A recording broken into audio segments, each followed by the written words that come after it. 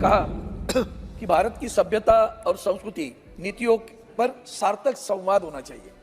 अब जब मैं पढ़ रहा था तो मुझे लगा नीतियां सही है या नहीं है, सार्थक संवाद हो रहा है कि नहीं हो रहा है, इसके ऊपर हम आत्मपरीक्षण करें तो लगेगा कि सभ्यता आज इतनी नीचे गिरावट हुई। कल महाराष्ट्र में एक विधायक ने पुलिस थाने में जाकर दूसरे उनके पार्टी के दूसरे आदमी पर गोली चलाई। ये हमारी संस्कृति का हनन हो रहा है। संस्कृति की बात करें, सभ्यता की बात करें तो मणिपुर में जो कुछ हुआ वो देश के लिए कलंकित करने वाली बात हुई है। और आज भी मणिपुर शांत नहीं है, इसका उनके वक्तव्य में कहीं परामर्श नहीं हुआ, उसका मैं खेद प्रकट करता हूं। सर, किसानों के बारे में भी आपने कहा, किसानों के कानून की बात याद होगी आपको। वो किसानों के कानून आदरणीय प्रधानमंत्री जी को देश की क्षमा मांगकर वापस लेने पड़े। न भूलना, उसमें 700 किसानों की मृत्यु हुई। कौन जिम्मेदार था इसके लिए, ये भी सोचने की बात है।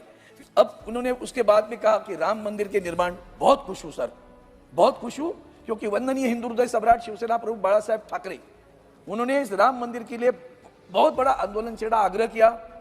माननीय भारत रत्न आदरणीय लाल कृष्ण आडवाणी जी ने रथ यात्रा निकाली थी 1990 में। ये सारी चीजों को ध्यान रखते हुए जब 1992 में ढांचा गिरा ना, तब ये जो आज सभी लोग श्री राम करके जो घूम रहे हैं ना, सब भाग गए थे। उस वक्त एक ही शख्स था इस देश में कि ढांचा गिरने के बाद सभी ने कहा ये तुम्हारे लोगों ने गिरा, तुम्हारे, तो बोले नहीं नहीं हमने नहीं। मेरे पास तो आदरणीय अटल बिहारी जी की क्लिप है, उन्होंने तो उसका दुख व्यक्त किया था। आज ढांचा न गिरता तो राम मंदिर नहीं खड़ा होता, ये भी नहीं भूलना है। और कार सेवकों की कुर्बानी न होती तो भी राम मंदिर नहीं खड़ा होता। वंदनीय बाला साहब ने कहा अगर ये मेरे शिव सैनिकों ने गिराया होगा तो मुझे उस पर गर्व है। ये कहने वाला एक ही हिंदू हृदय सम्राट था, शिवसेना प्रमुख बाला साहब ठाकरे। इसलिए राम मंदिर के निर्माण में हमें बहुत हर्ष है, बहुत आनंद है। वो होना चाहिए था, वो हो गया। इसलिए इतना ही कहूंगा, ये जो कुर्बानी है ना, ये मेरे राम भक्तों, वतन के राम भक्तों, जरा आंख में भर लो पानी। मंदिर के लिए जो शहीद हुए उनकी याद करो कुर्बानी, वो न भूलना। वो हम लोग भूल रहे, किसी एक शख्स ने किया, किसी नहीं, जो कोई कभी वहां गए नहीं थे वो आज बोल रहे हम कर रहे हैं। वो इतना ही मुझे याद करके देना था। सर, हम उनमें से हैं जिनके लिए राम लल्ला प्यार है, कुछ लोगों के लिए राम लल्ला व्यापार है। हम उनमें से हैं जिनके लिए राम लल्ला प्यार है, कुछ लोगों के लिए राम व्यापार है। हमारे लिए राम नीति, प्रभु राम नीति है, कुछ लोगों के लिए राजनीति है। हमारे लिए राम मर्यादा पुरुषोत्तम है, कुछ लोगों के लिए प्रभु राम प्रचार उत्तम है, प्रचार के लिए।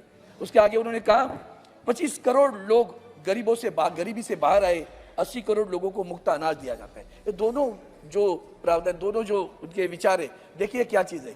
130 करोड़ की आबादी, 80 करोड़ मुफ्त अनाज दे रहे, हम उनको गरीबी से ऊपर नहीं ला पाए।